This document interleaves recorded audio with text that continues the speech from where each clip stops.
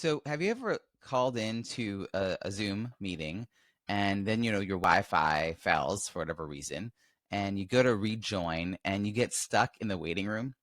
Or maybe you've been a presenter or a speaker and you have accidentally left someone in the waiting room a lot longer than you intended to in the middle of the meeting? Yeah. So, here's a way to just avoid all of that. I actually don't think the waiting room needs to be on all the time. I think it's really useful when you're getting ready to start a meeting. So the way I think of it is this.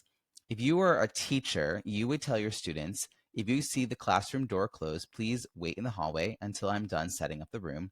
And when I am, I will prop open the door and let you all in. Similarly, the waiting room is where people wait until you are ready to let them in.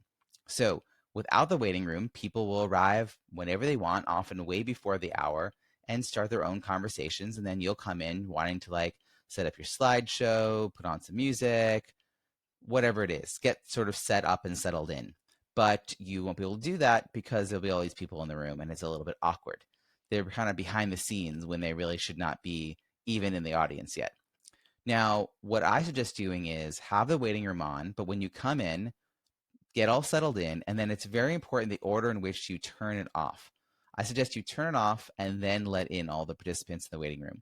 So the way you turn off your waiting room when you're the Zoom host, or even the co-host can do this, is on the bottom left of your Zoom controls, you will see a security badge. You can click on that security badge and then just uncheck the enable waiting room. And then right after that, go to your participant window, which you should already have open, as you should have chat. That's part of your setting up your routine. You should see at the top of the participant window, you will see the in waiting room. And then if there's more than one person, it'll say admit all. If there's just one, it'll say admit, and you can just admit that one person.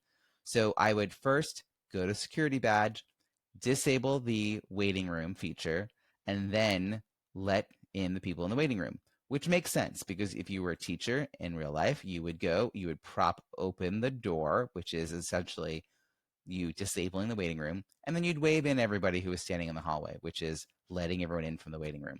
So, hope this has been helpful to you. Rather than worrying about leaving people behind in the waiting room if they come late or fall off the Wi-Fi and need to come back in, just turn it off, and it's something that you can have one less thing to worry about when you're trying to manage everything else you're doing on these hopefully very engaging Zoom calls. I hope this was helpful, and I'll see you tomorrow.